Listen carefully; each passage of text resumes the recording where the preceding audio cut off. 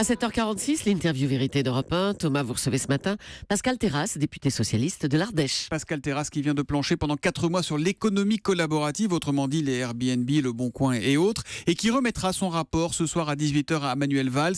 19 propositions pour mieux encadrer cette économie collaborative. Bonjour Pascal Terrasse. Bonjour. Quand vous allez voir vos collègues pour leur parler économie collaborative, ils vous regardent avec des grands yeux ou ils savent de quoi il s'agit ?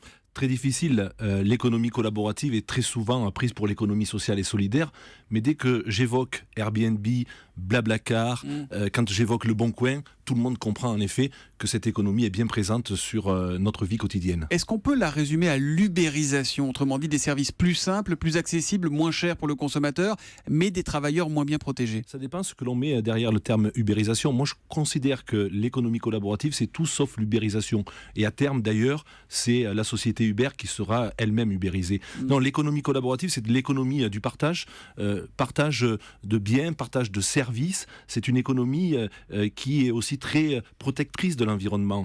On peut louer un véhicule à son voisin, on peut louer une perceuse à son voisin.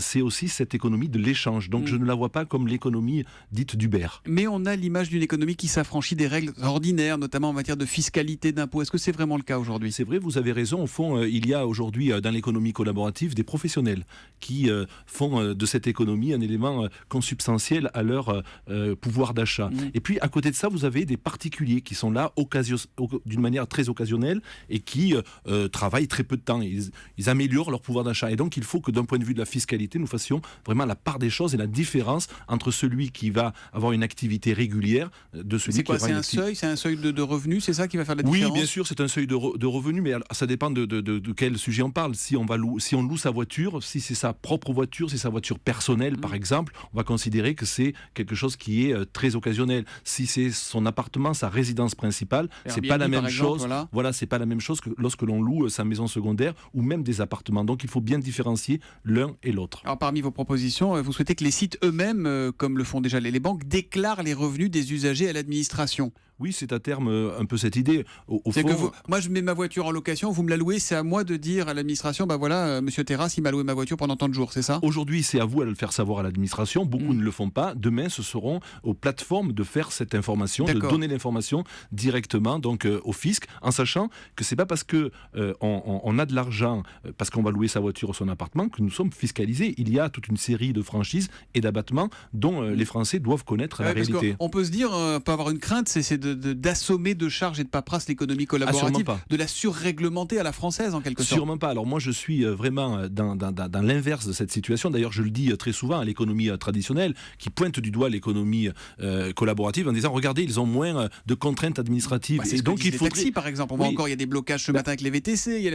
C'est très compliqué. Les taxis seraient bien inspirés de dire puisqu'il y a moins de contraintes du côté des VTC, ayons les mêmes contraintes.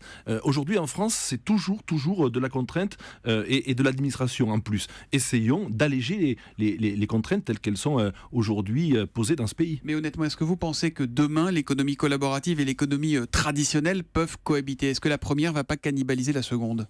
Ça dépend à quel horizon on se porte, mais aujourd'hui... Ça va très vite, c'était 3,5 milliards de chiffre d'affaires l'an dernier, l'économie collaborative. C'est ça. Ça sera le triple d'ici 2-3 ans. Oui, c'est ça, un demi-point de PIB, ça va aller très très vite, même certains disent que ça ira encore beaucoup plus vite. Il y a aujourd'hui des grandes sociétés françaises de l'économie dite traditionnelle qui sont intégrées dans l'économie collaborative et qui sont en train eux-mêmes d'organiser leur disruption, c'est-à-dire qu'ils sont en train d'organiser ce que sera demain ces nouveaux modes d'organisation. Je le disais il n'y a pas très longtemps, vous savez, la radio a mis 30 ans pour se généraliser, la télé 20 ans, Internet 10 ans. Cette économie-là a moins de 3 ans à pénétrer l'ensemble du territoire national. Ça va très vite. Résister. Et quand vous voyez le conflit entre les taxis et les VTC, est-ce qu'on n'est pas dans une guerre d'un autre âge ? Oui, c'est une guerre aujourd'hui d'un autre âge parce que d'abord il faut laisser respirer la concurrence, je crois que c'est très important. Il faut évidemment que les VTC puissent payer leur fiscalité comme les autres, qu'ils aient une formation comme les autres, mais on ne peut pas, au nom de certaines régulations, protéger des rentes, des situations de rente qui ne sont plus aujourd'hui la réalité de la vie. Et vous pensez que Manuel Valls il va entendre tout ça et vous allez mettre tout le monde dans la rue là Écoutez, moi je suis un député, je suis le rapporteur d'un texte, je ne suis pas là pour faire la loi aujourd'hui, je suis là pour faire des préconisations et j'ai entendu beaucoup de choses. Et je pense que ce rapport il a quand même vocation à être pris dans le projet de loi de El Khomri sur le travail le mois prochain. C'est l'idée de départ. Bien sûr, mais je donne des points très forts en matière de protection notamment de ces plateformes, en matière de protection des prestataires qui travaillent sur ces plateformes et puis également c'est cette capacité à trouver ce juste équilibre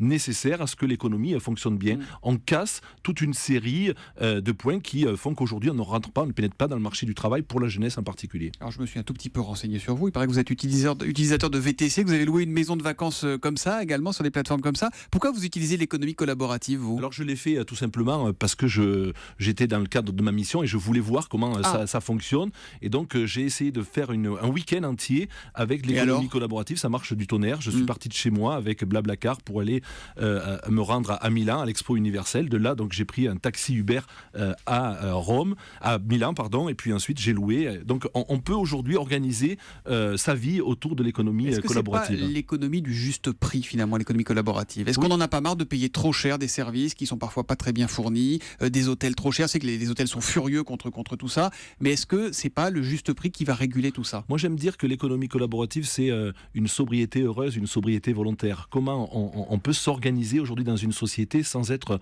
forcément propriétaire de tout. On veut être, et cette jeunesse, propriétaire des usages, de services. On rentre dans un autre concept aujourd'hui. J'ai pas envie d'être propriétaire de mon véhicule, pourtant j'ai envie de pouvoir me déplacer et donc je vais faire du covoiturage ou de l'autopartage. Et donc Pascal Terrasse, est-ce que discrètement vous ne seriez pas en train de faire passer par la fenêtre ce que Emmanuel Macron n'arrive pas à faire passer par la grande porte pour cause de majorité trop étriquée, non ? Je ne sais pas, moi je fais partie des amis d'Emmanuel Macron, on travaille beaucoup ensemble. Je pense qu'il est quelquefois mal compris, mais il a raison. La société change beaucoup. Vous savez, cette révolution que nous sommes en train de prendre dans la figure, soit on s'adapte à cette nouvelle donne, soit on sera écrasé très rapidement. Vous savez, les trains faisaient tourner le lait des vaches au début du siècle dernier. Et ça a beaucoup changé. Merci Pascal Terrasse d'être venu en direct sur Europe 1 ce matin. Merci, bonne journée.